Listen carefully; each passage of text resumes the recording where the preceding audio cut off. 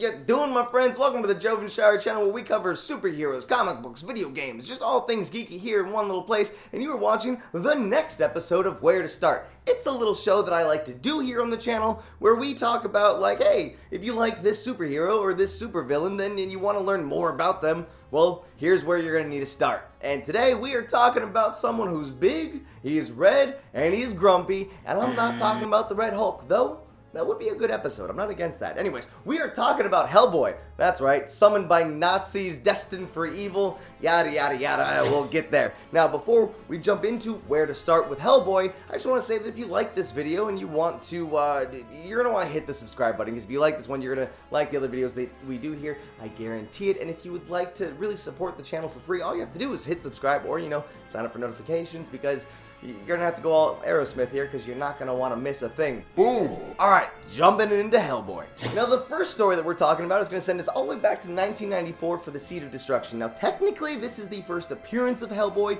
but not his origin story, so let's not get those two confused. Anyways, in this story, Hellboy finds himself in the Arctic, and he's searching for his adopted father, and while he's out there, he actually witnesses his death to this giant frog monster. Now, yes, it's Hellboy. There's going to be frog monsters. There's going to be crazy things like that. Anyways, now, obviously, Hellboy's super angry. He wants revenge, and that sends him on this giant quest, and at the end of it, he finds Rasputin. Yeah, the evil Russian bad guy from that cool animated cartoon, Anastasia. Yeah, that guy, but he's actually, got magic involved this time, real magic.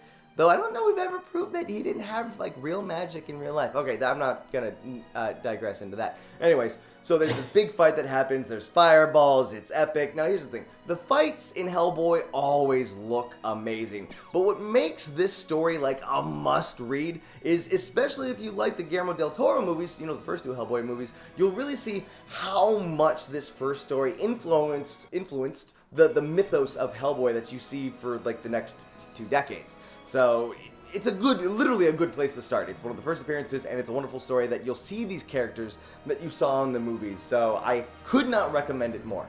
But now let's go into something that's a little bit more on the creepy side, huh? Next up, we're going to be changing the art styles a little bit to go from a very Lovecraftian style to just straight up, creepy chills vibe. Alright, so in 2008's The Crooked Man, this story's a lot of fun. Now, it involves the Hellboy finding this guy, and pretty much this man owes his soul to this creature called the Crooked Man. Now, it's just this giant creature that likes to harvest people's souls and just hoard it. Now, again, what I like about this story the most is just how creepy it actually is. It is a genuinely, it gives you the chills while reading it. And that's even before Crooked Man shows up. The art is amazing. Crooked Man then shows up about halfway through, and it just takes the creepy factor up to 11. So yes, it's got a different vibe to it, but if you want a cool, scary comic to read, I highly recommend this one. Just the art alone is worth it. And Hellboy, I don't know, I've always been a big fan of Hellboy art. This one definitely at the top of the art list for surezies. Man, I promised not to say for surezies, and I did it again. If you're looking for a Hellboy one-off story, what I would highly recommend is Hellboy in Mexico. So you can just read this and just get the whole story and be happy with it. You don't even have to read anything else. Now, this was a one-off comic where Hellboy actually was down in Mexico checking out, because there was a bunch of paranormal activity,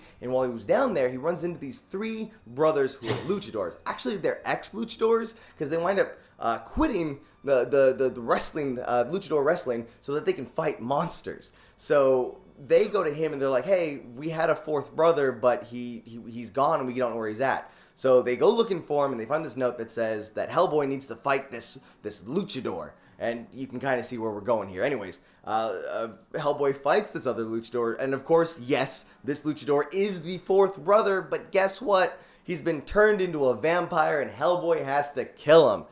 Now, what makes this story so good is that you really see a different side of Hellboy, because after he kills the brother, he does help the 3 other brothers bury him, and this event sends him on this drinking bender that lasts for months. So he's not this big scary red demon machine. He was raised like a human. He's got emotions, he has feelings. So you see this not necessarily softer side of him, but you see that there is emotion to him, and that some of the stuff that he does takes a toll. So yes, I did tell you what happens at the end, but the journey you go on in this story is so good. And again, it's a one-off. So you can just buy this one story and just, like, that's it. You don't have to read anything else if you didn't want to. It's like, I wonder what happens in the next issue.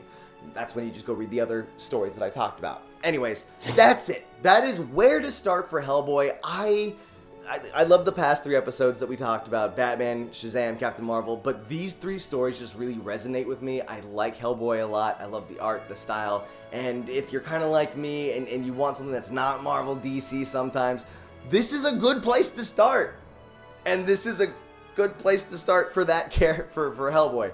So, but now I come to you guys. Let me know in the comments below what other characters you want to see. Marvel, DC, superheroes, supervillains, indie comics, TMNT, anything you want. I don't know why I said TMNT, I just kind of singled them out. That'll probably eventually be an issue, or an episode, probably around the time Batman teams up with the TMNT in that DC animated feature. Anyways, I'm digressing again, so just let me know in the comments below what you want. And again, if you would like to help support this channel for free, all you have to do is just subscribe if you haven't already. Hit that notification bell so you never miss a video, and just tell your friends. That's it. That's it from me. Thank you so much for watching this episode of Where to Start. So, until the next time, guys, I'll see you later.